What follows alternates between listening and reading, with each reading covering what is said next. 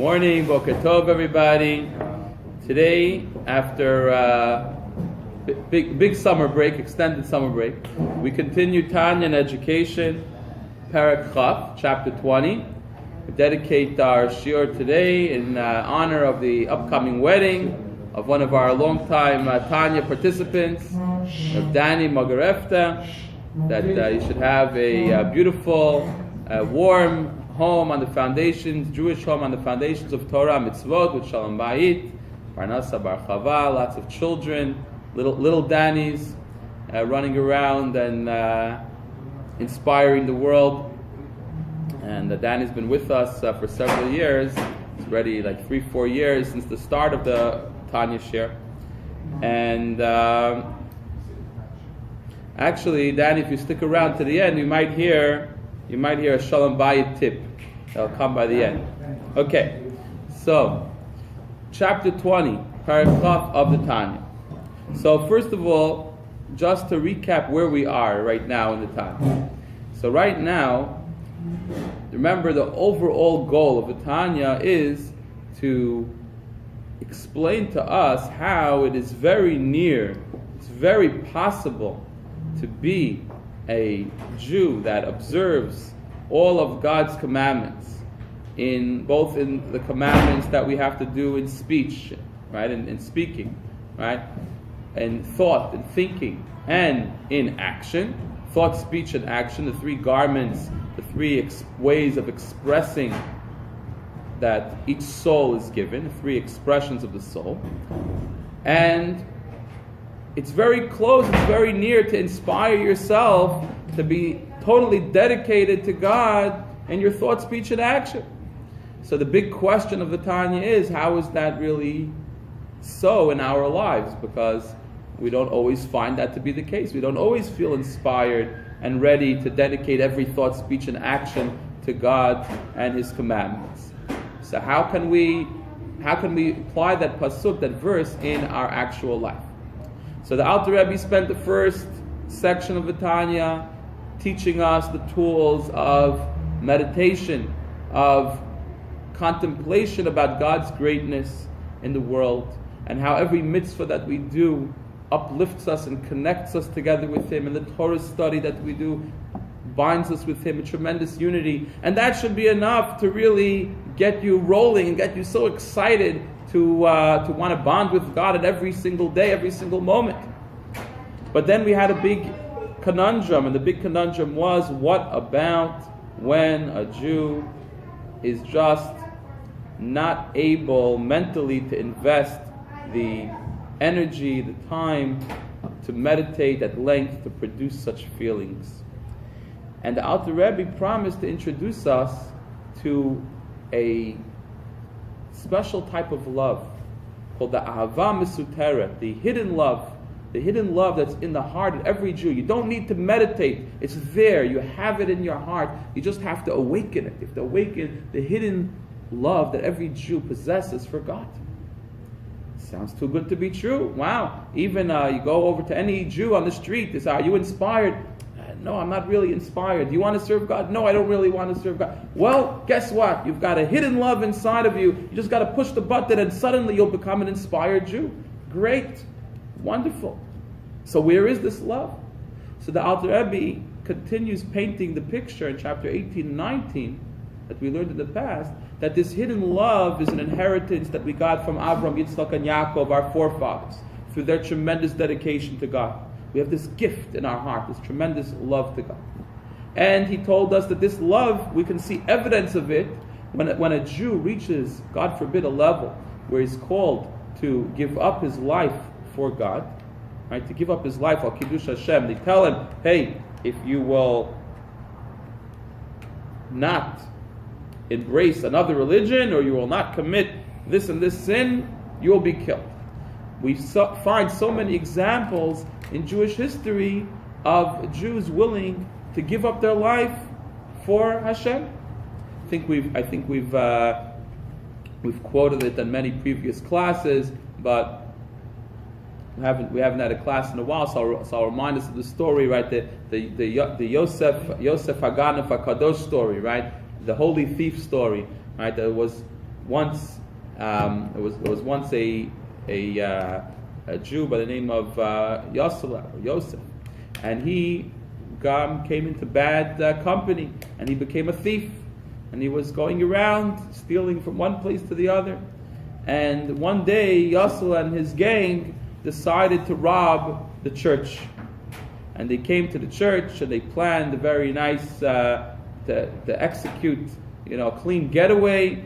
And Yosef was going to climb up, he was very thin, climb up into the small upper window of the church and get all the loot, and then lower it down to his fellow companions, his accomplices, and they would make a clean getaway with all the golden, diamond-studded church items.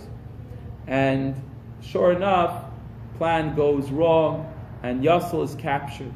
And when he's captured, the priest sees an opportunity to win over a convert. He says, we'll forgive you, Yosel. We'll forgive you. All you have to do is convert and accept our faith. Little compromise, right? Just renounce your Jewish faith and become a good Christian, and we'll give you a nice seat in the church, and we'll forget your inglorious past. So Yosel suffered. The story goes, the legend goes, that there is a grave in the Jewish cemetery in this Eastern European town where Yosel was caught, in the Jewish cemetery, and the grave says, "Here lies Yosef Haganav Hakadosh," Yosef the holy thief, because he did not agree to convert, and he was tortured, and he was eventually killed just because he would not renounce his Jewish faith. And I told you the story quite a few classes ago, but I'm just telling it again, right, to make the point that in this story, right, he was not religious, he was a criminal, he had all the reasons for really not caring about Judaism, right? And also he was going to get out of a tough sentence, probably a death sentence, for robbing the church. So why wouldn't he just, for 5 minutes say to the priest, okay, bow to your idol, and I'll get out, I'll go out the back door, right? Like the famous joke, right? It's a Jewish guy. The Jewish guy, sees that the priest is giving he sees a sign.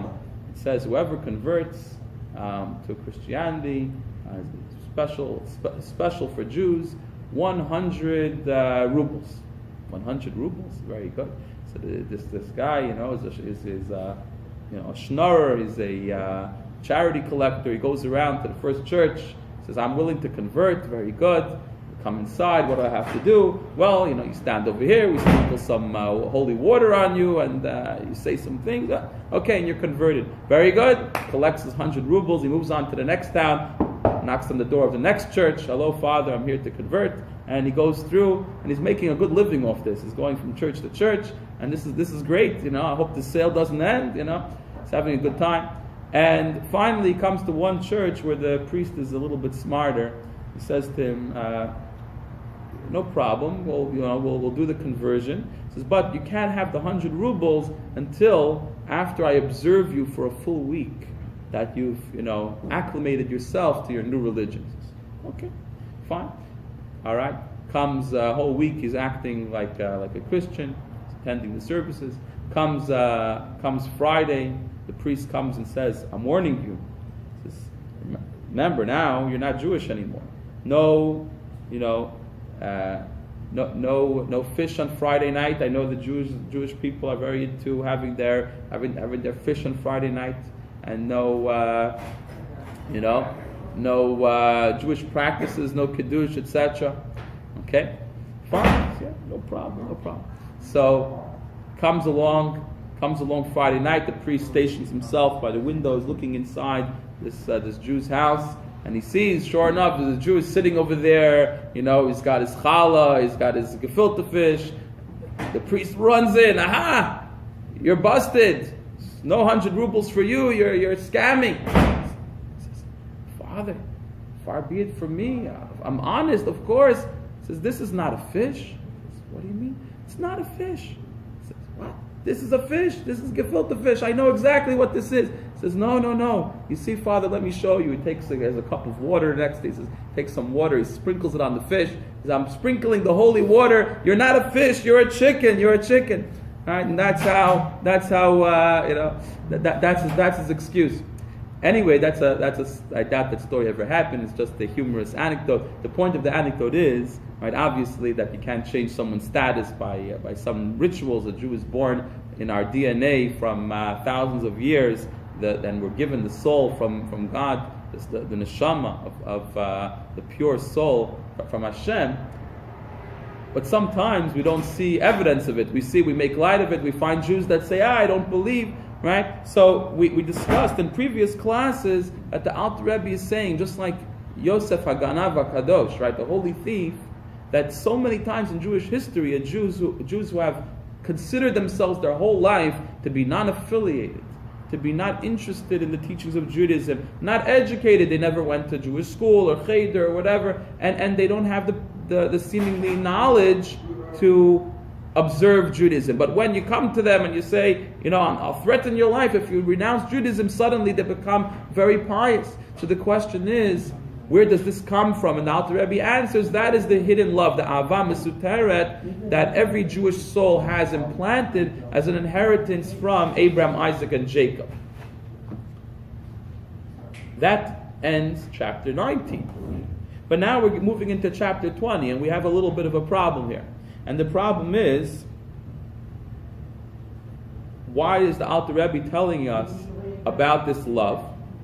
Seemingly to answer his original question, that it's possible to be an inspired Jew on a daily basis by virtue of this hidden love that we have. But wait a second.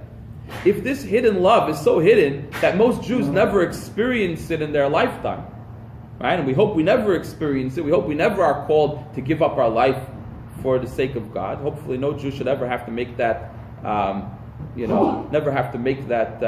terrible decision, right? How is this a practical tool that we can use to inspire ourselves on a daily basis? I wake up in the morning, right? And my Yetzer Hara, my inclination for not doing the right thing, says, come on, sleep in a little bit more. What do you have to go to Kenisa? What do you have to go to Beit Knesset, to the shul? Take it easy, relax.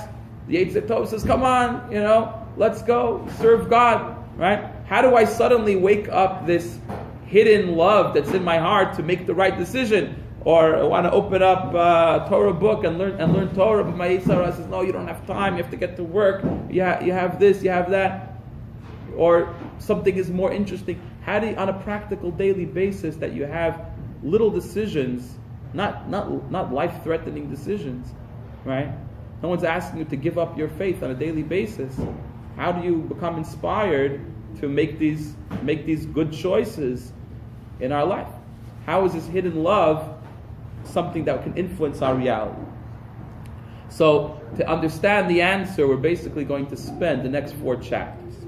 But I'll give you the summary of the point. The point is, the Alter Rebbe is going to spend the next 4 chapters showing us how there's no such thing as a little action. There's no such thing as, it's not significant. Because every single action that we do is either connecting us with the Creator or creating a separation in our perception or in our soul's feeling between us and the creation. Of course, there can never be a real separation between us and God, but an Aveirah, a sin, can make us feel and make our soul feel separated from the Creator. So knowing that, the Alter Rebbe is going to paint a picture that when if we change our mindset and we stop looking at life as, everything is just, not so significant. When big things come, when big decisions come, then I'll get serious, right? Then we can have a different picture of things. That's just in a nutshell. That really doesn't do it justice. To really understand the Alter Rebbe's argument, we really have to get into the content of chapter 20, 21, 22, etc. And the Alter Rebbe says that he begins to discuss the concept of unity of God. What does it mean that God is one? To understand that. He begins by reminding us that the only time the Jewish people heard God himself speak, not through Moshe, was the first two commandments. Anochi Hashem Elokecha, I am Hashem your God, right? And Lo yeh lecha elokim acherim, do not have other gods. Was it a coincidence that God only spoke those two? The answer is no, it was not a coincidence. The answer is that those two commandments are actually a macrocosm of the entire 613 mitzvot. How so? Because the first commandment, Anochi Hashem Elokecha, I am Hashem your God, expresses the idea of the belief of God, the unity of one God. And if I believe in God's unity, then I will be motivated and inspired to do all of the positive mitzvot that He commands me to do. The second commandment, Lo yeh lecha elokim acherim, do not have other gods, will give me the information that God is the only one and don't serve anything else. So if God tells me, I forbid you to do X, Y, or Z, well then it follows that all of the 365 negative mitzvot in the Torah should be observed if you believe in the second commandment that there will have no other false gods, no other gods besides Hashem. I'm not going to worship any other thing in my life besides what God wants me to do. So God made sure to tell us those first two so that we have the basis for all of the other observances that follow.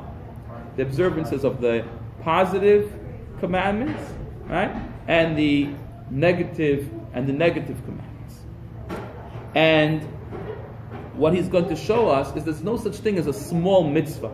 There's no such thing as, all right, this is a little mitzvah, it's not so bad. All right, the big one, idol worship, all right, I'm not going to do that. But, the mitzvah of whatever, a certain positive commandment, negative commandment, it's not such a big thing in Judaism. He says, no. They all trace back to the first two commandments. Is it Anochi Hashem? Is it affirming God's unity? Or is it Lo yeh lecha? Or is it denial of, is it like having a false God?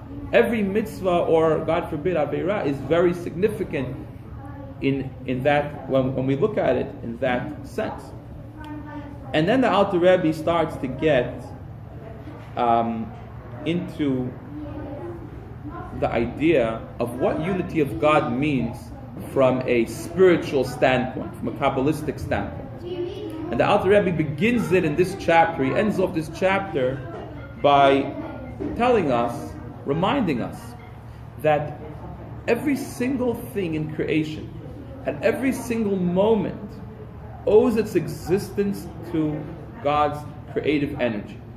If God was not creative, actively creating a certain person, a certain thing, a certain reality, it would cease to exist. It would not exist. Later on in the Shari Yichud Ve'amunah, the Alter Rebbe will elaborate at length and explain. One of the things he'll explain is, on earth, if you have a craftsman who goes into his workshop and he makes something, it's a silversmith, he takes a block of silver and he melts it and he molds it to a nice silver cup. The craftsman can take the cup, put it on his shelf, and put a price tag on it, and forget that the cup exists. The craftsman does not have to look at the cup anymore. He could box it and ship it on Amazon if he wants. Right? Doesn't have to even pay attention to that cup anymore. The cup will continue to exist as long as cups can exist, right? Without his involvement. But that's not the world. God was not a craftsman who took silver and molded it. He didn't take material and mold it into our universe. Before the world was created, there did not exist physical matter. There did not exist the physical world. It was only God. God took himself, he took his energy, and he fashioned a world. For the world to continue to exist as a seemingly independent entity, when it can't really be, because it is only God and his energy, right? God has to continue to actively create that. If not, since the world is not an independent piece of matter, it is only God, the world will revert to just being what it naturally is, just being God, just being what it started out with. So it's not like you had a piece of silver and you molded it, and silver has the quality that it could be molded. The world did not have any quality. There existed no matter. There existed no piece of wood to cut into a nice shape. There was no world. So every moment God has to keep on giving that reality that he created energy.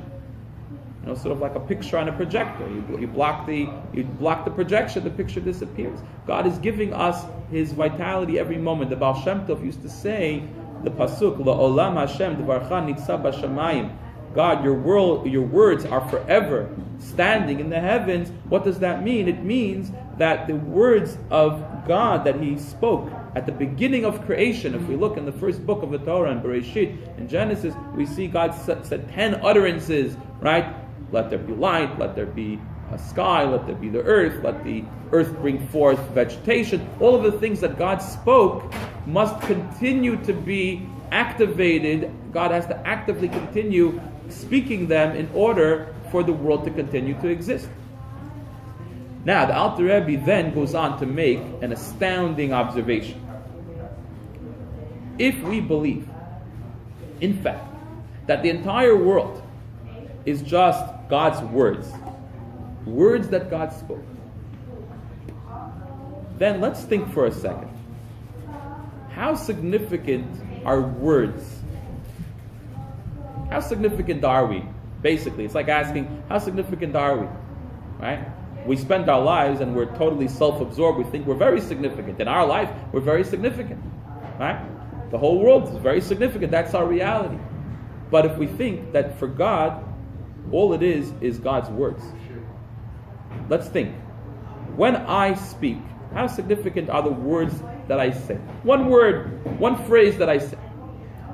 It takes me a couple seconds to say. Person lives, hopefully 70, 80, 120 years, right? That few seconds that it took him to say that word, how significant is that? If you compare it to man's capacity of thought, right? Thoughts also have words in them, right? If you would open up and sort of get into your thoughts, you're also speaking words than your thoughts, but the thoughts are a lot quicker than your words. Right? You can think much more.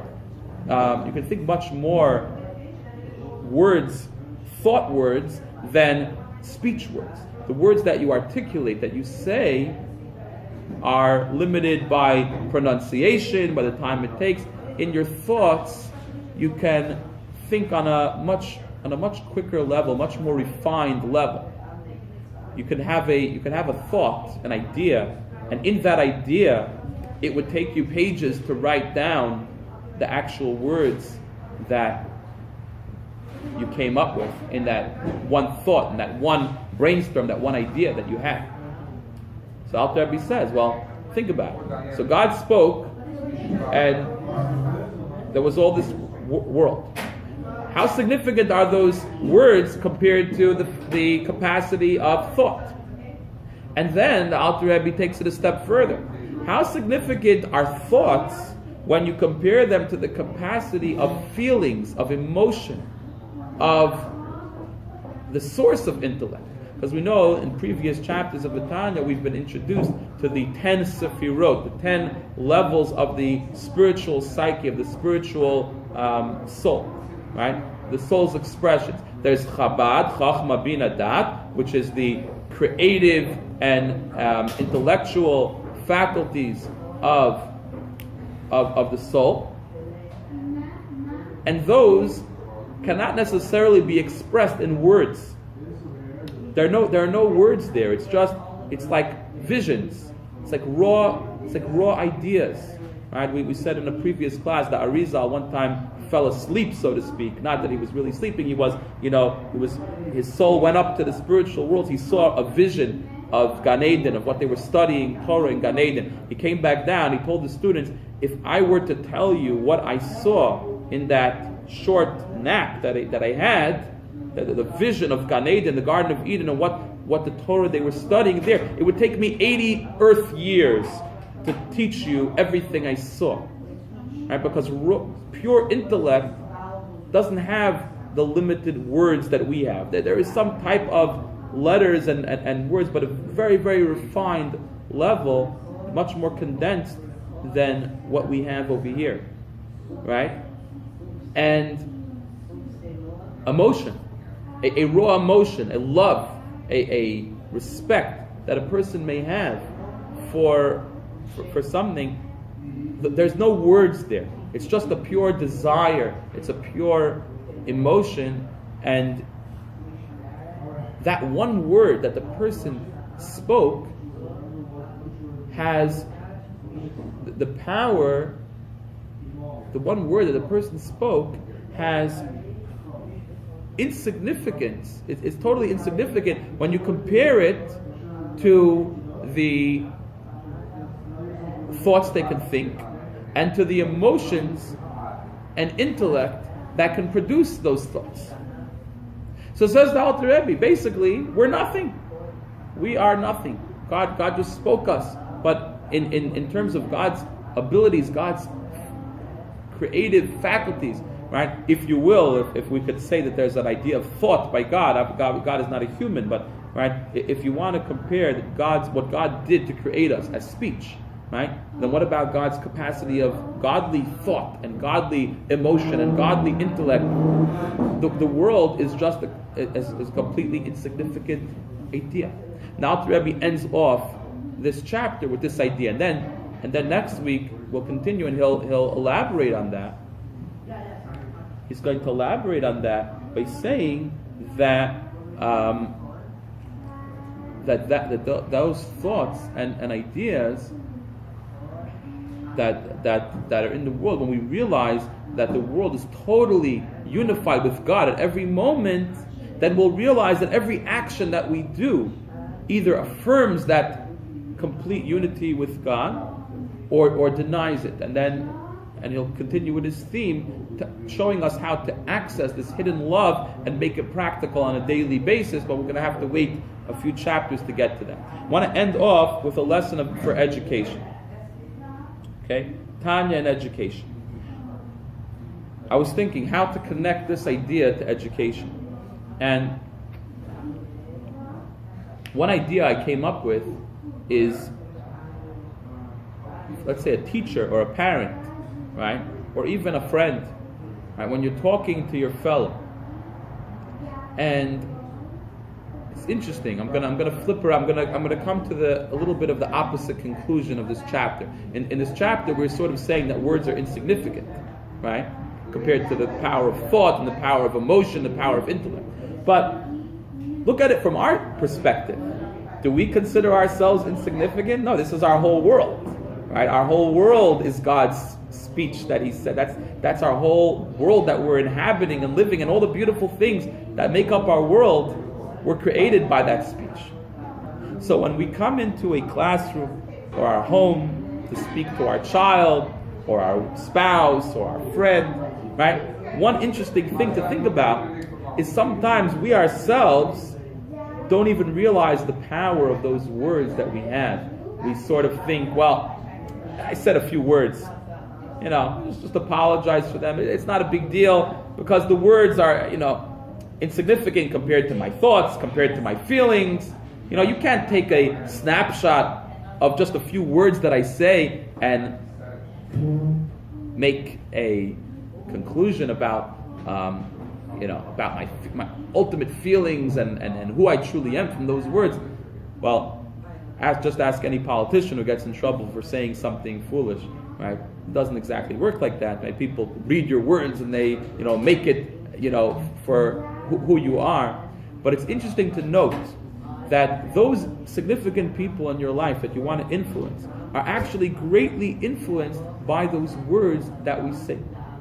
The words that we say have a great influence on us. And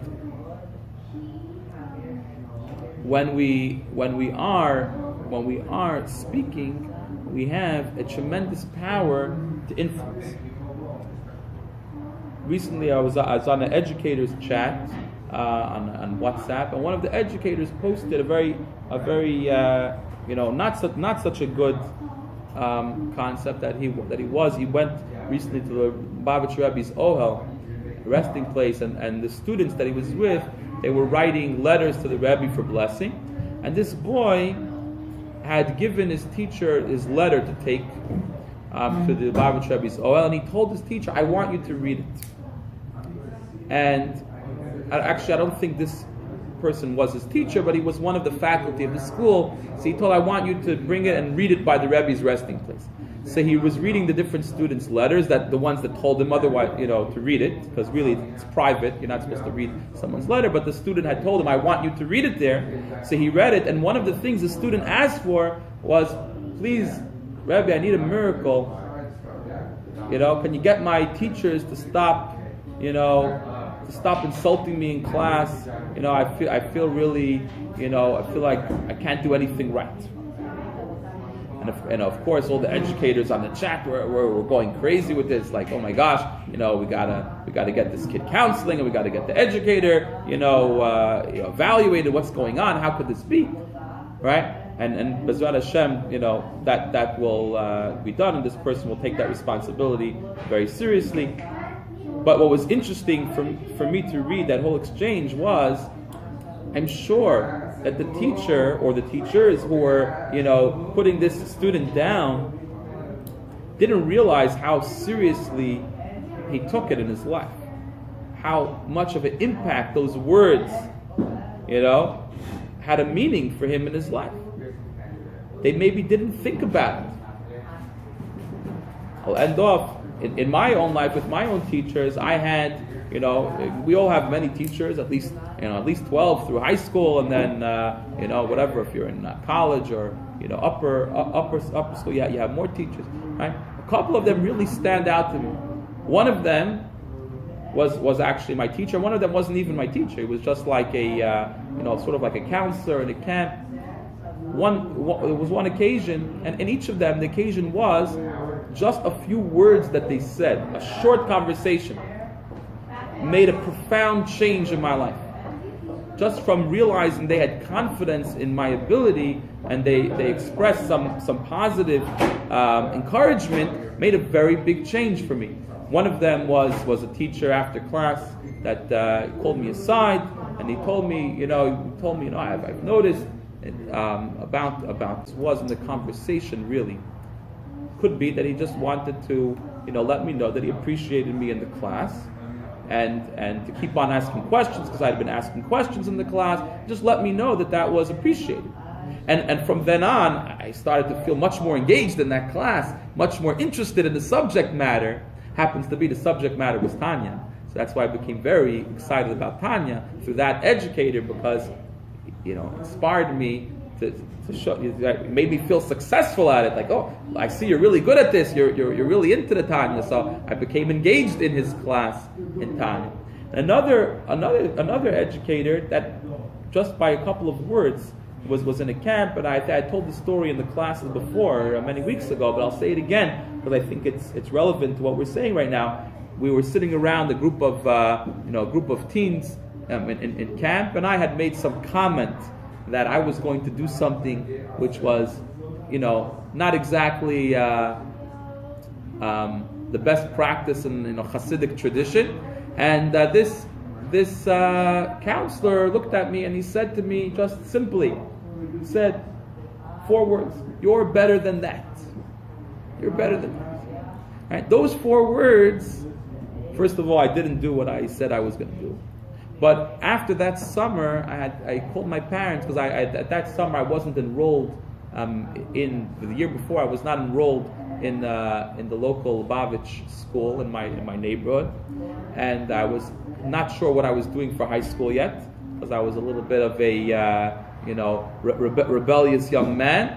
And what ended up happening was that in the end, I ended up enrolling the next year in the Lubavitch Yeshiva and continuing many years to love learning and growing in Torah study. So I just want to leave us with that thought. The words that we say may seem insignificant, but they could create someone's whole reality and whole life for many years to come. So use your words very carefully to your loved ones, to your spouse, to your children. Chazaka Baruch. Have a great week.